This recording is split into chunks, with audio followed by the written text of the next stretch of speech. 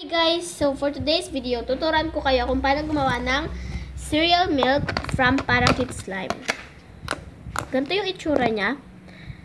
Kung napapansin nyo, para talaga siyang dun sa cereal milk ni Parakeet Slime. Kaya kung wala kayong pera, gumawa na lang kayo and napakadali niya lang gawin.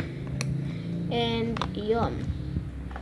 So, without further ado, let's get on to the video. So you will be needing something to mix in and something to mix with.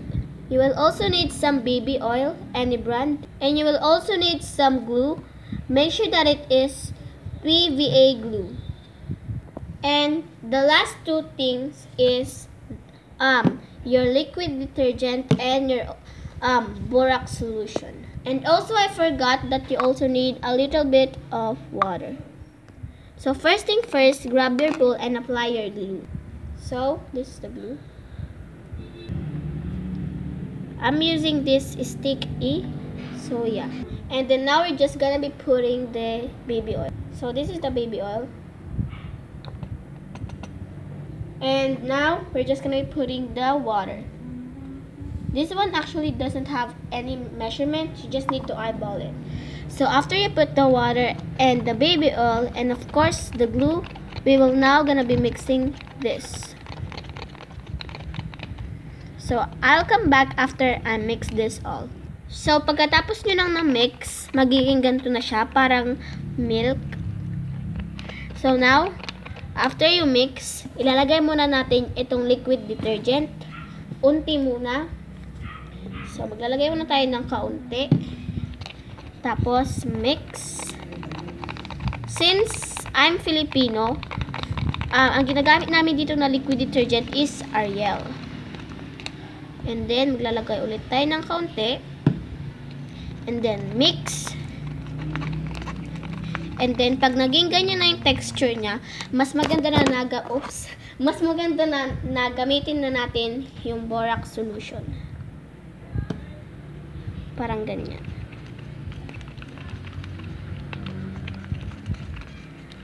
And then, maglagay lang kayo ng kaunti.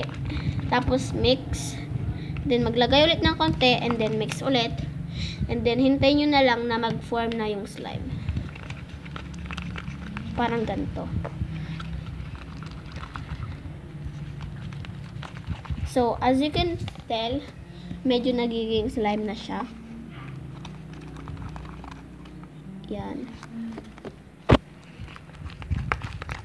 And then, maglalagay ulit muna tayo ng kaunti.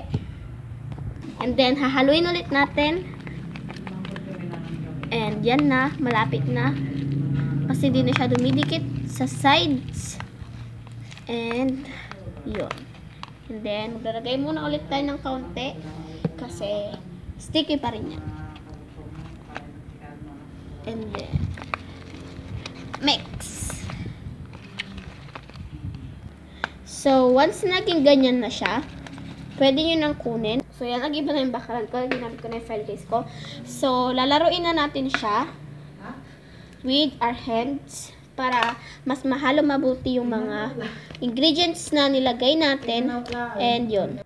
So, ito siya. Ininit nyo lang yan. So yan, nag-iba na yung angle ng camera. And, ininit lang natin. Yan, di na siya nagiging yung parang sobrang sticky. Parang tamang-tama na lang siya. So, pag nilaro nyo na siya, hintay lang kayo. Mamaya, di na yan nagiging sticky. And then yan, as you can tell, di na siya sticky. And ngayon, pag ipopoke nyo siya, parang jiggly slime siya na hindi yung parang sobra-sobra. Pero yun. So, ito na yung kalabasan ng ginawa natin. As you can see, para siyang sa cereal milk. So, now, try natin ipaghalo itong dalawa. Ito yung ginawa ko kanina. So, paghalo natin sila. Oops, iusok natin yung camera. Yan. So, ganyan na yung tsura niya. Ewan ko kung nakikita nyo, pero para na siyang dun sa cereal milk ni Parakeet Slime. Super clicky siya. And super glossy. But sa camera, hindi siya glossy. But, when you see this in person, sobrang shine niya talaga. And kung gusto nyo, kung dito kayo sa Pilipinas, yun, makakagawa na kayo ng cereal milk kahit hindi na kayo bumili sa kanya. Kasi, di ba, medyo masyadong mahal. $5 ata. Kaya yun. See? Maganda. Kaya yan lang guys. Sana na-enjoy nyo tong panoorin. Huwag nyong kalimutang mag-subscribe at i-like ang video na ito. And also, share nyo na rin sa mga kaibigan nyo na gustong magkaroon ng cereal milk slime. So, yun. See you soon on my next video. Bye!